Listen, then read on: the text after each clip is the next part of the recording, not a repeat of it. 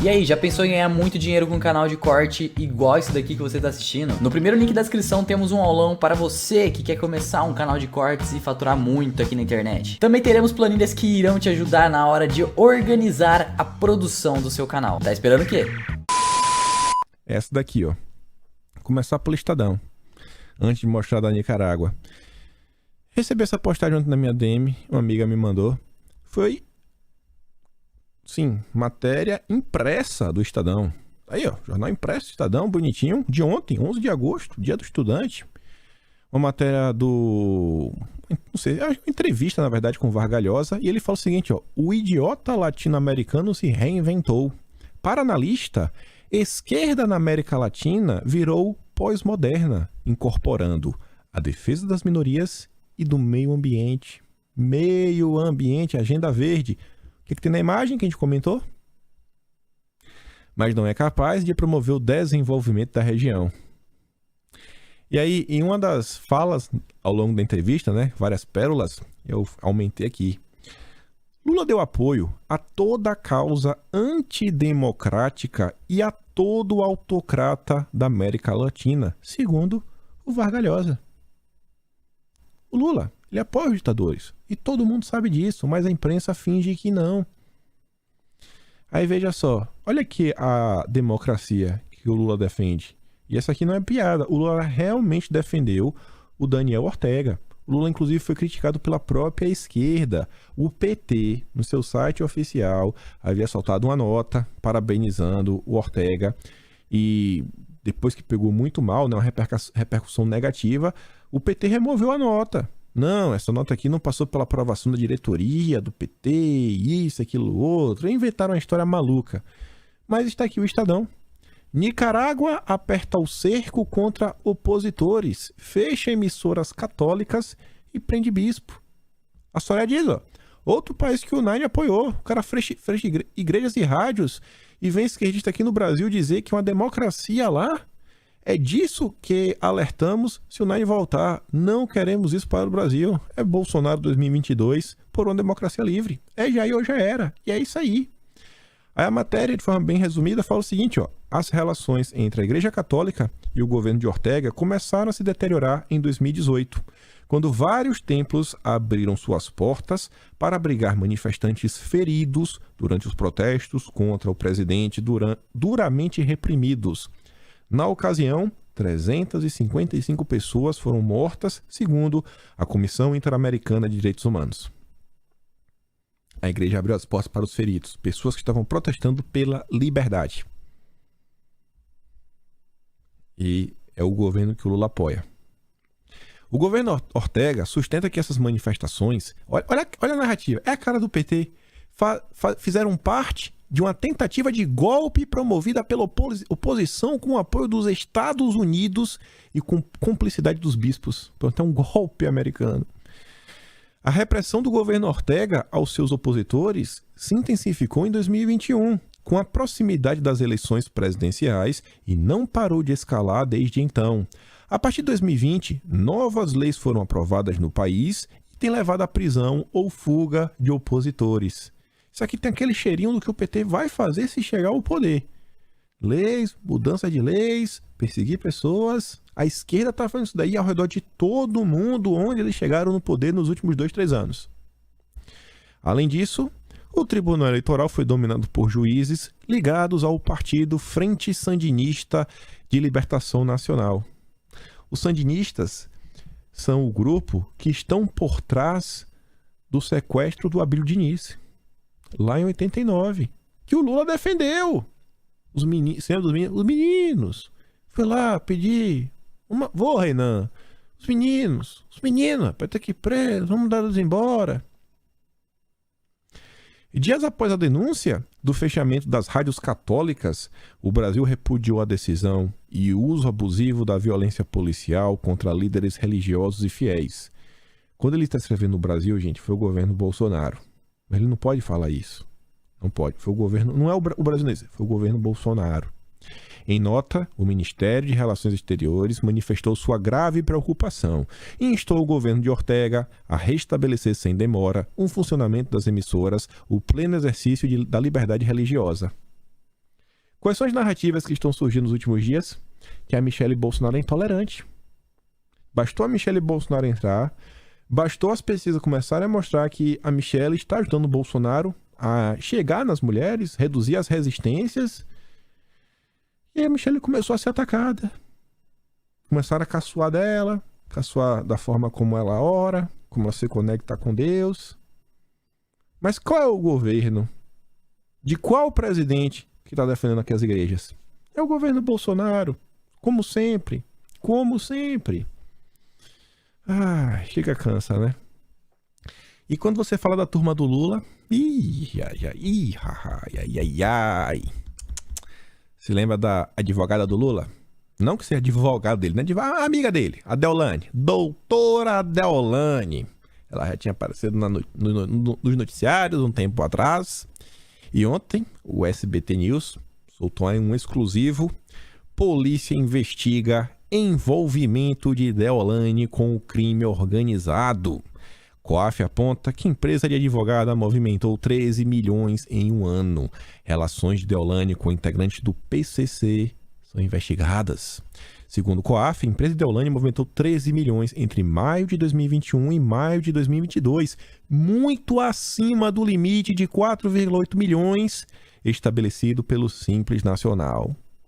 Parece que a Deolane vai ter uns problemas, uns probleminhas. A turma do Lula realmente não sabe fazer conta, né? Tempo todo coloca os pés pelas mãos. O SBT não só soltou a matéria, como teve assim uma matéria na TV também, né? Uma reportagem. Eu mando pra vocês completa. Ela dá uns 3 minutos. Cadê? Tá aqui. Dá uns 3 minutos. Eu vou mandar ela completa lá no Telegram. Mas eu quero mostrar pra vocês os últimos 50 segundos de reportagem. O Dom ele cortou parte 1 e parte 2. Eu vou mandar as duas pra vocês. Mas vamos ouvir a parte 2, que é a mais interessante. Segundo o relatório, Deolane comprou carros de pessoas ligadas a 2 empresas do transporte público de ônibus da capital paulista, a UpBus e a Qualibus. As 2 empresas, de acordo com a polícia, são controladas por integrantes da facção criminosa Primeiro Comando da Capital, o PCC. É nada. A influenciadora também vendeu veículos para essas pessoas. É o que a polícia define como uma clássica lavagem de dinheiro. Eita! Pelo menos 2 carros de Deolane foram apreendidos em julho. A advogada requereu à justiça a devolução dos veículos, mas o pedido foi negado. Nós entramos em contato com a defesa de Deolane Bezerra, mas até o momento não tivemos resposta. Outros detalhes das investigações você pode ver no site SBT News. Dá o espaço, né? Dá o espaço pra defesa. Eita, Deolane. Graças a Deus. Graças a Deus que não é comigo, né? Mas vamos continuar. Prêmio do Cinema Brasileiro. Marighella leva 8 estatuetas. Um filme para ovacionar, louvar e recontar a história de um cara que só fez tocar o terror no país. Um criminoso. Mas que a esquerda tenta transformar em herói. Assim como os filmes Diário de Motocicleta, que conta a vida do Che Guevara, da Olga, O Que É Isso, Companheiro. E tá lá, né? Wagner Moura é premiado em seu filme de estreia Lembra Dificuldades. O Porciúncula fala o seguinte, nada mais representativo do que a decadência da elite artística nacional, do que a autocongratulação e autobajulação que esse punhado de pessoa faz a si mesmo e aos seus fracassos retumbantes. Eles criam uma realidade completamente paralela ao mundo real. O mundo real, acho que as pessoas não aprovaram muito Marighella, não. Assim como a CNN, né? E todo o seu grupo jornalístico. Tanto que a Isto É revela que a CNN Brasil demitiu 90% dos funcionários da equipe no Rio de Janeiro. 90%. 90. Basicamente fechou as portas. Quase isso. A Elisa diz, eita, CNN demite 90%. Segundo informações do jornalista Gabriel Wacker, cortes de custos e desinvestimento na cobertura do Estado são as justificativas. Bom, eu acho que é porque a audiência tá baixa. Eu acho que se a CNN tivesse uma audiência realmente alta, Se as pessoas levassem a sério, ela estaria contratando mais pessoas, não demitindo gente. Fazer o quê, né? E olha só, falando em dinheiro, isso daqui chama muito mais minha atenção, falei pra você lá no início. O Ricardo Zimmermann, médico, que no dia que ele foi na CPI, junto com o outro médico, o primeiro nome do outro médico era Francisco, eu não lembro o segundo nome desse médico, o Renan Calheiros fugiu. Vocês devem lembrar isso. Acho que foi inclusive numa sexta-feira ou numa quinta-feira. O Renan Calheiros fugiu da sessão. Não quis ficar para fazer perguntas durante a CPI da pandemia.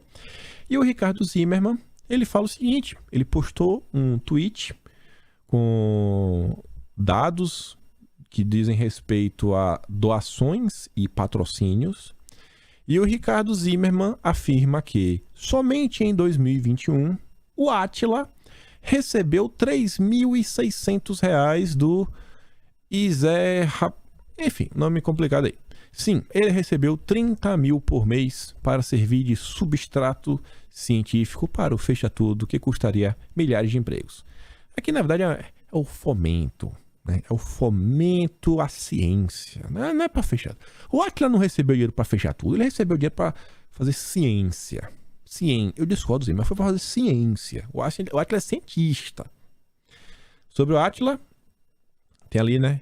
Yamarino e Sato, serviços de informações da internet limitada, 360 mil. Aí, realmente da internet, né? Nome da empresa, Yamarino e Sato, serviço.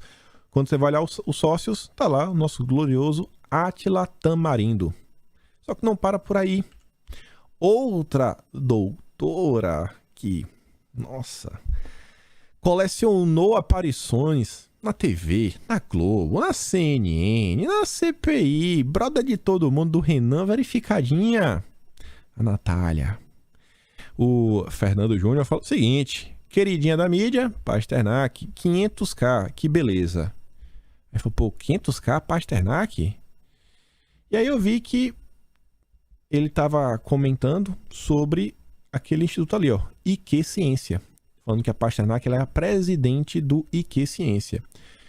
Esse estudo é interessante, tá ali embaixo, né?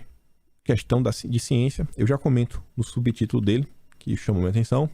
Mas quando você volta lá, né? Instituto, questão de ciência, 500 mil. E olha como eles se classificam. Primeiro instituto no país voltado para a defesa do uso de evidência científica na elaboração de políticas públicas. Olha só. Quem é contra, sabe, evidências? Acho que ninguém, na maior parte do tempo. O grande ponto que eu acho que foi o divisor de águas que gerou essa tensão entre esquerda e direita, CPI, etc., era sobre o que é ciência.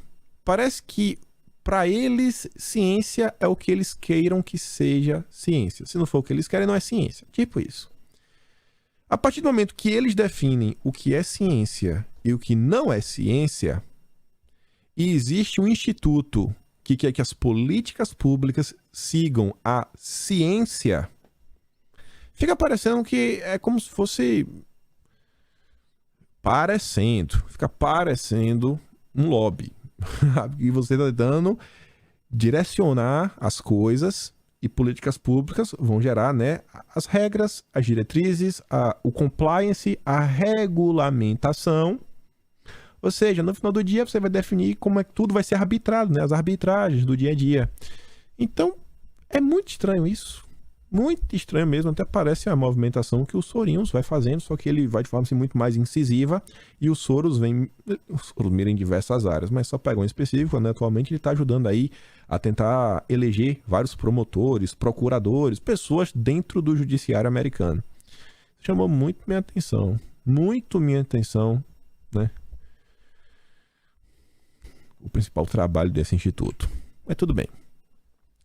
Outra coisa que também chamou minha atenção ao longo do dia de ontem, e eu não vi reportagem na Globo, não vi a CVM se movimentando, que é o seguinte, a Isabela, ela fez aqui um pequeno relato sobre a XP, ela trabalhava na XP do Benchimol, amigo do Lula, foi demitida da XP Investimentos com quadro de burnout, né, várias coisas. A rotina extremamente desgastante que eu levava em busca de viver um propósito, qual fosse levar a educação financeira a todos, além do incentivo a ser fora da curva, a ser brilhante, se destacar, incentivado em todos os níveis pela minha empregadora, me deixaram com problemas. Supervisor e coordenadora sabiam das minhas condições de saúde. O motivo da demissão dela foi a avaliação 360, mas eu fui impedida de vê-la. Ela foi impedida de ver a avaliação que a demitiu. Fui impedida de ver a avaliação que meus colaterais e líderes fizeram de mim, e esse mesmo documento gerou minha demissão. Onde está o compliance? Porque a transparência está dentro do compliance. Onde está o compliance, Benchimol? Aos novos e aos velhos de casa, cuidem de sua saúde. Ninguém é amigo de ninguém dentro da XP. Façam o seu trabalho, mas não deem suas vidas como eu fiz, porque eu fui esgotado de todas as minhas forças. Fiquei doente e o resultado disso foi um pé na bunda hoje cedo. Além disso, tivemos que assinar contratos afirmando que não faremos horas extras, mas todas as reuniões que são fora do horário de trabalho, e quando exercício de opções, somos obrigados a trabalhar até a bolsa fechar. O Brasinha pergunta o seguinte, né? A XP é expert em exploração dos funcionários? Acho que é uma denúncia muito séria. Espero que a CVM tenha a mesma vontade de investigar, como ela vem tendo aí com outros grupos do mercado financeiro. Declaração muito grave, muito grave. Ainda mais sabendo que o Benchimol é amigo do Lula. Então, pô, não podemos ter alguém perto do Lula cuja empresa tem esse tipo de comportamento. Acho que o Lula não aprova isso daqui, Benchimol. O Lula não aprova. Você, Benchimol, você tem a obrigação de vir a público, falar que isso é mentira e, pelo menos, deixar a Isabela ter acesso à avaliação. Está faltando compliance na XP. Onde está o ESG de vocês? Ainda mais com a mulher, Benchimol. Que vergonha, que vergonha.